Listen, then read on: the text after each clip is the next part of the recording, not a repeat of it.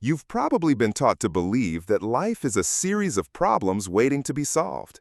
That discomfort is a signal that something has gone wrong, and if you're not constantly working to fix it, you're falling behind. But what if none of that is true? What if what's unfolding isn't wrong at all, but simply misunderstood? This isn't about ignoring pain or pretending life is perfect.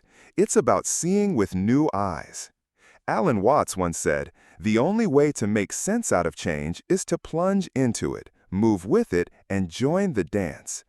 In this video, we'll explore the radical possibility that nothing is actually going wrong, and that your suffering comes not from life itself, but from the thought that life should be different. We live in a world that glorifies control. Fix the body, fix the mind, fix the situation. The moment we feel tension, sadness, confusion, we leap into problem-solving mode. But maybe we've confused discomfort with danger. Maybe what feels like a problem is just life inviting us to pause and listen. The itch to fix everything can become an addiction to control. But life isn't a machine that breaks down, it's a river that flows, endlessly transforming itself. What if your discomfort is not a signal to fix, but an invitation to surrender? This video is not here to give you more tools to manage your experience. It's here to help you drop the idea that it needs managing at all. The mind loves stories with neat solutions. We crave certainty the way a drowning man craves air. But there is a kind of truth that can't be held in the hands, only felt in the heart. It's not about reaching clarity, but about falling in love with the mystery. What you'll hear in the next few minutes is not meant to explain your pain, but to transform your relationship with it. This is not a map, it's a mirror. And when you look into it, you might find something startlingly simple staring back. Nothing is going wrong, you just think it is. So take a breath, drop the tension in your shoulders, let your thoughts soften. You don't have to agree with what you're about to hear. Just feel it. Let it wash over you like a wave returning home to the ocean. This isn't a list of answers. It's a doorway into a new kind of seeing. Welcome to the quiet truth beneath the noise of panic. You are not broken.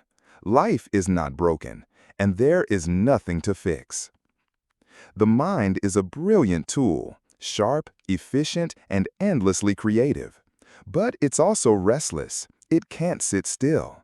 Give it silence and it starts scanning for problems to solve. Give it peace and it wonders what's lurking around the corner. It was trained to survive, not to surrender. That's why even when life is unfolding naturally, the mind whispers, "Something's wrong. What do I do?" We've been taught that doing is the remedy for being uncomfortable. But often, the discomfort isn't a flaw. It's simply a wave of life moving through you. The problem isn't what's happening. The problem is the mind thinking it shouldn't be happening. This obsession with fixing turns even joy into a project. We measure our days by how productive we were, how much progress we made, how many problems we solved. But in doing so, we forget how to just be. Life wasn't meant to be optimized, it was meant to be lived. When a cat lies in the sun, it isn't thinking about how to improve its nap. It's simply there, fully, without resistance. The human mind, by contrast, is rarely present. It's either rewriting the past or rehearsing the future, and calls that responsibility. But what if real responsibility is being present enough to feel what's happening without needing to fix it? Fixing can also be a disguise, a way to avoid feeling what's truly there. If something is painful, we want it gone. If something is uncertain, we want it clarified. But some experiences are not meant to be solved. They're meant to be witnessed, like grief, like longing, like awe. When we rush to fix, we miss the wisdom hidden in the ache. We patch over mystery with logic and call it growth. But sometimes, growth is the ability to sit with what is without reaching for escape. Alan Watts reminds us that nature doesn't hurry, yet everything gets done. A tree doesn't rush to bloom. A wave doesn't force itself to crash. The obsession with fixing everything is a uniquely human trait, born from the belief that life is a machine and we are its repairmen. But life is not a malfunctioning system. It's a symphony, playing in real time. And sometimes the dissonance you feel is not a mistake. It's just a note you haven't learned to love yet. From an early age, we're taught that life is a series of hurdles to jump over, problems to analyze, and situations to fix. This mindset trains us to constantly seek something to improve, whether in ourselves, others, or the world. But when life is seen only through the lens of problem and solution, everything becomes a project. Sadness becomes something to eliminate. Confusion becomes something to solve. We begin to treat our inner life like a malfunctioning device that needs constant upgrades. But here's the trap. This mindset assumes that peace exists only on the other side of fixing. That unless you've figured it out, you can't rest. And so you become stuck in a loop, always chasing, never arriving. In truth, some of life's most beautiful states, awe, love, presence, arise not from solving, but from surrendering. The idea that you need to be constantly improving is a cultural illusion, not a spiritual truth. Alan Watts often compared life to music, a flowing, spontaneous dance of sound and silence. Nobody listens to a symphony just to reach the final note. The joy is in the unfolding. But if you see life only as a sequence of problems to be solved, you miss the music entirely. You're too busy trying to fix the song to hear it. The problem-solution lens reduces everything to utility. But you are not a machine, and life is not a task list. Some questions aren't meant to be answered. Some moments aren't meant to be productive.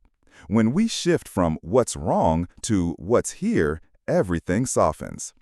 The fallacy isn't in wanting to grow. It's in believing that discomfort is always a sign that something's broken. Often, it's just a soul stretching into new space, and there's nothing wrong with that. Pain is inevitable.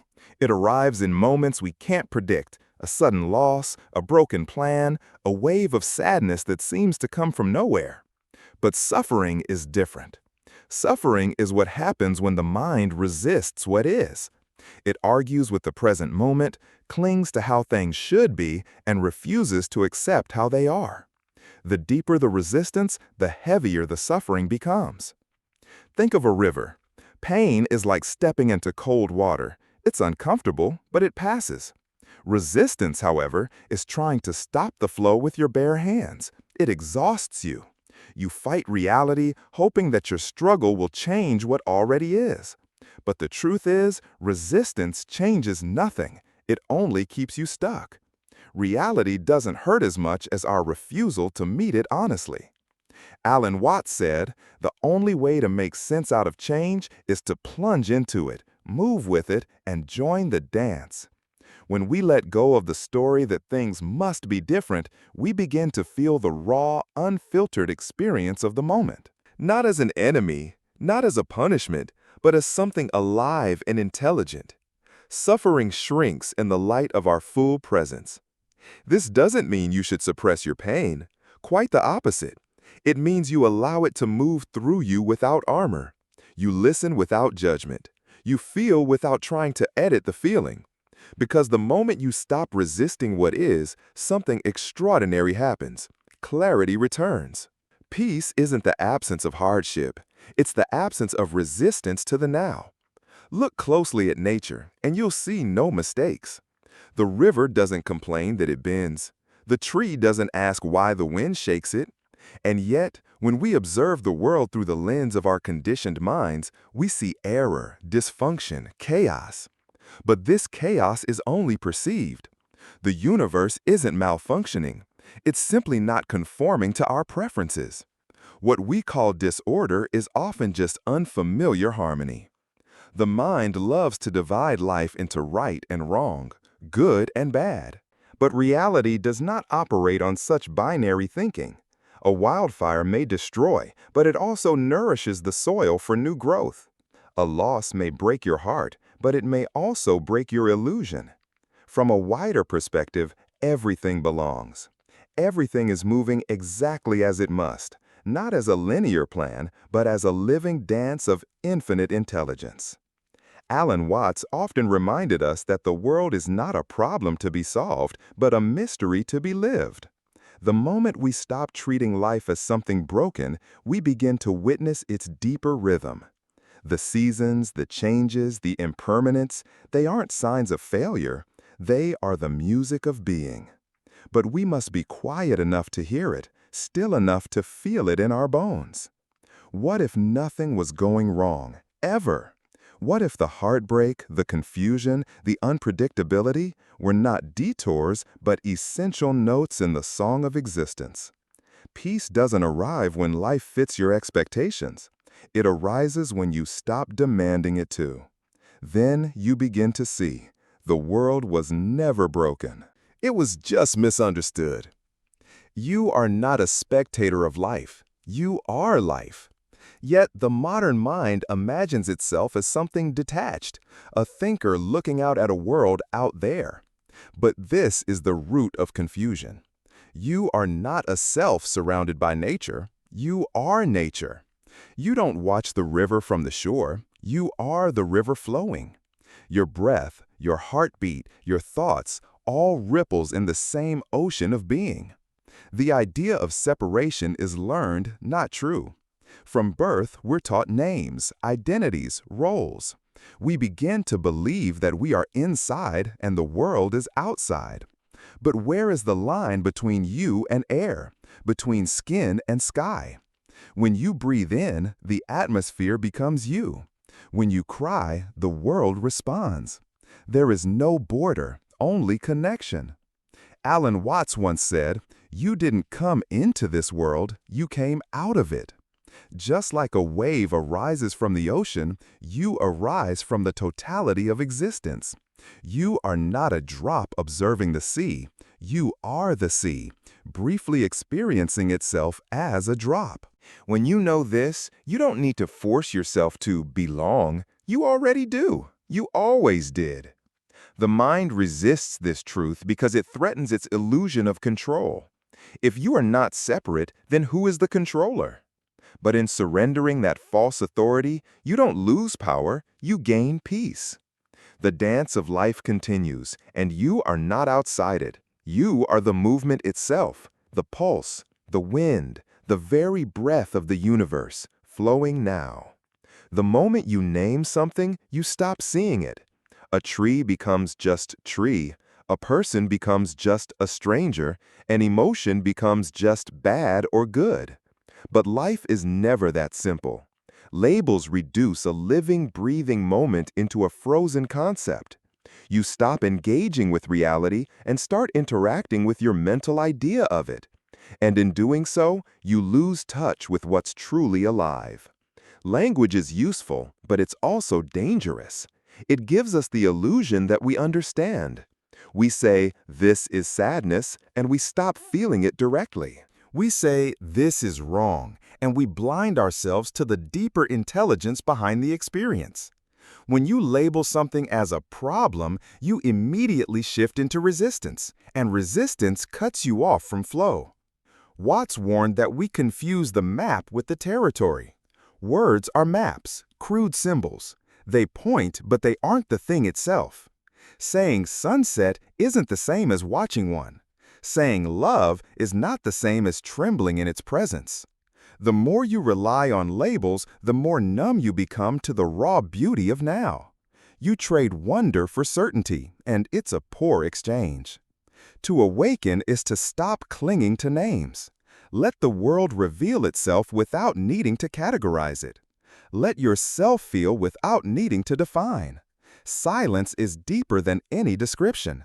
Presence is more honest than any explanation. And the moment you stop trying to know reality with the mind, you start to meet it with your soul. No labels, just life. Control feels safe. It gives us the illusion that we can prevent pain, predict outcomes, and shape life to our will. But life isn't a machine with buttons to press. It's a river, alive, wild, and unknowable. The more we try to grab the current, the more it slips through our fingers. Anxiety isn't caused by life being chaotic. It's caused by your refusal to let it move as it must. You were taught to manage, plan, and strive, to get ahead, to be in charge. But who is this you that's doing all the controlling? It's a phantom, a bundle of thoughts trying to dominate the infinite. And the more this phantom clings, the more tension builds in your body, in your heart. Peace isn't found by tightening your grip, it's found by loosening it. Alan Watts often said, trying to control the future is like trying to control your own heartbeat. You don't force your heart to beat, it just does. You don't micromanage the rising of the sun, it rises. Life moves on its own, and you are part of that motion. When you fight it, you feel torn. When you allow it, you remember. The dance is already happening, and you are the dance. There's an ancient intelligence in surrender. Not weakness, but deep trust. You don't need to drive the universe. You are the universe, moving as a temporary wave. The fear you feel isn't a sign that life is broken. It's a sign that you've forgotten how to trust. Let go, not to give up, but to come home. Control is a cage. Surrender is the key. Letting go has been misunderstood. People think it means quitting, being passive or weak. But true letting go is none of those things. It's the quiet realization that holding on is what's insane. It's the deep breath that follows years of clenching. When you finally release the rope you've been burning your hands on, you realize nothing was ever pulling you but your own fear. We grip so tightly to people, outcomes, identities. Why? Because we're afraid we won't survive without them. But what if survival isn't the point? What if aliveness is? Letting go is not a collapse, it's a return to the natural rhythm of things, a return to the place where you stop forcing and start flowing. Alan Watts said, "Muddy water is best cleared by leaving it alone." The mind wants to stir, fix, rearrange, but life has its own wisdom. Letting go is trusting that wisdom. It's stepping back and watching the clarity emerge on its own. Not by effort, but by space. Not by struggle, but by surrender. When you stop fighting what is, something miraculous happens. Peace doesn't arrive, it reveals itself. Because it was always there, underneath the noise. Letting go isn't defeat, it's sanity. It's the end of war with reality. And in that stillness, you don't lose yourself, you find the part that was never confused, never afraid, never separate to begin with. Arguing with reality is like yelling at the ocean for being wet. It's pointless, exhausting, and ultimately self-defeating. Yet we do it constantly. We resist the rain, the heartbreak, the endings.